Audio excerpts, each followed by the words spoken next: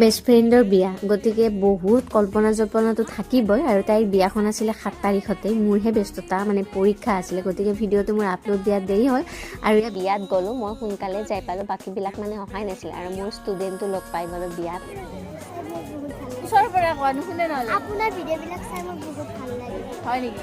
সদায় চাই থাকিবা দেই। বিয়াৰ আগৰ পৰা কত কল্পনা জল্পনা কৰিম যে কি কৰিম, পিছে বিয়াত গৈ যিমানবোৰ লগ বন্ধু লগ পালোঁ যে আমাৰ কথা শেষেই নহয়। আৰু মানে আমি কথা পতাতে ব্যস্ত, মোৰ ভিডিঅ' তেনেকৈ নহ'লে। সকলোকে যিহেতু বহুত দিনৰ পিছত লগ পাইছোঁ আৰু সকলোবিলাক গ'ল। মই বাৰু অকণমান ৰাতিলৈকে থাকিলোঁ, মাজতে খোৱা বোৱাৰ ভিডিঅ' একো কৰা নাই, ফুচকা খাই ল'লোঁ আৰু কিবা কিবি খালোঁ বাৰু। আৰু ইয়াক গধূলিলৈকে মৃগাংক আহিল, মোৰ ভণ্টিও আহিল, তাইক এটা আমি গিফ্ট দিছোঁ আৰু স্পেচিয়েল হয় আমাৰ ফালৰ পৰা। আৰু সেই গিফ্টটোতনো কি লিখিছোঁ আপোনালোকে তাইৰ মুখেৰেই শুনক, মই ভিডিঅ'টো এডিট কৰাই নাই বেছি। মৰমৰ চেলি, পকা ধানে গোন্ধোৱা সময়ত তোমাৰ নামে সপোন যেন দিনটি। তোমাৰ জীৱনৰ এটা নতুন অধ্যায়ৰ পাতনিৰ অমূল্য দিন।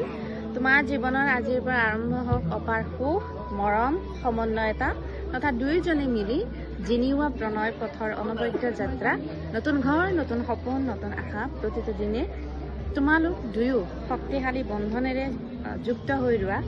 তোমাৰ হাঁহিৰে ভৰা উজ্জ্বল মুখখনি সদায় জিলিকি থাকক, তাকেই কামনা কৰিছোঁ। তোমাৰ মৰমৰ সুস্মিতা।